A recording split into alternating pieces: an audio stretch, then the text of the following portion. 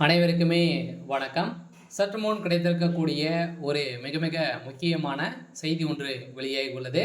சற்று முன் MP R ராசாவின் கதை முடிந்தது. 10 ஆண்டு சிறை, நீதிமன்றம் வழங்கிய இறுதி தீர்ப்பு. இது மாதிரி பார்த்தீங்கன்னா செய்திகள் வெளியாயிருக்கு.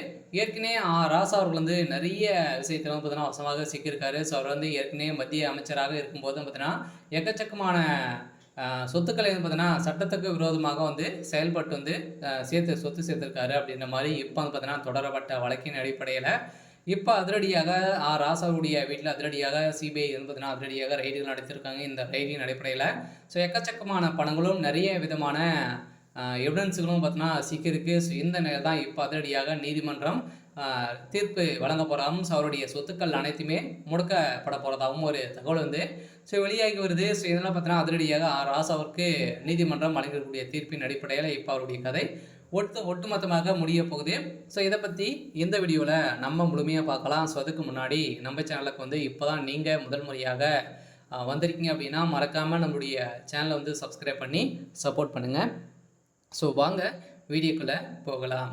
ஸோ பார்த்தீங்கன்னா ராசா அவர்கள் ஏற்கனவே மத்திய அமைச்சராக இருக்கும்போது 2G அறக்கட்டளை வழக்கில் பார்த்தீங்கன்னா அதிரடியாக ராசா அவர்களும் கனிமொழி அவர்களும் வசமாக சிக்கிக்கொண்டு எக்கச்சக்கமான பணங்கள் பார்த்தீங்கன்னா ஊழல் அரசுக்கு எதிராக சம்பாதிச்சிருக்காங்க. அப்படின்ற மாதிரி பார்த்தீங்கன்னா அரசுக்கு நிறைய இழப்பீடுகள்லாம் செஞ்சுருக்காங்க. 30,000 கோடிக்கு மேலே இழப்பீடுகள்லாம் செஞ்சுருக்காங்க. ஸோ இதை தொடர்ந்து இப்போ பார்த்தீங்கன்னா அதிரடியாக ராசா அவர்கள் அந்த விஷயத்திலும் அதில் நிறைய சொத்துக்களும் சேர்த்து இப்போ ராசா அவர்களும் அதே மாதிரி எம்பி கனிமொழி அவர்களும் வசமாக சிக்கி கொண்டு இருக்காங்க.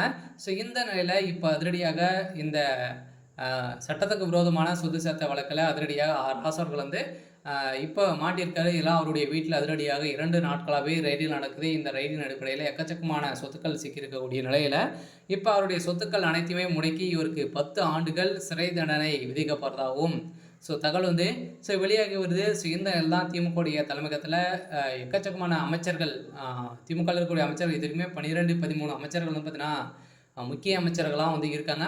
அவங்களாம் பார்த்தீங்கன்னா அனைவருமே ஊழல் வழக்கில் ஸோ அதே மாதிரி எக்கச்சக்கமான பணங்கள் பார்த்தீங்கன்னா குமித்து இப்போ இந்த அமலாக்கத்துறையின் கஸ்டடியில் ஸோ இருக்காங்க. இந்த நிலையில் இப்போ ராசாவுடைய கதை ஸோ முடிந்திருக்கு. சொல்ல அடுத்தது வருகின்ற சட்டமன்ற தேர்தலுக்காகவே பார்த்தீங்கன்னா எக்கச்சக்கமான பணங்களை ஊழல் செய்திருக்காங்க. ஸோ இந்த அடிப்படையில் தான் அமலாக்கத்துறை சில பேரெல்லாம் டார்கெட் பண்ணி இப்போ பார்த்தீங்கன்னா குறிவைத்து தாக்கக்கூடிய நிலை ஸோ உருவாகியிருக்கு. சொல்ல இப்போ அதிரடியாக அமைச்சர் ராசா அவர்கள் பார்த்தீங்கன்னா இப்போ டெல்லி திகார் சிறையில் அடைக்கப்பட போகிறதாக இப்போ தகவல் வெளியாகி வருது. ஸோ இருந்தாலுமே ஸோ என்ன நடக்க போகுது அப்படின்றத ஸோ வெயிட் பண்ணி பார்க்கலாம். ஸோ இது மாதிரி